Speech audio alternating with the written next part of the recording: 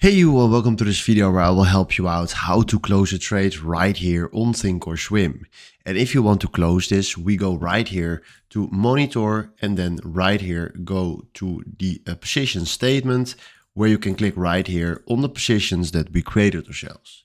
Then right now what we're going to do is select right here Bitcoin or Ethereum or Nvidia or Tesla, what you want.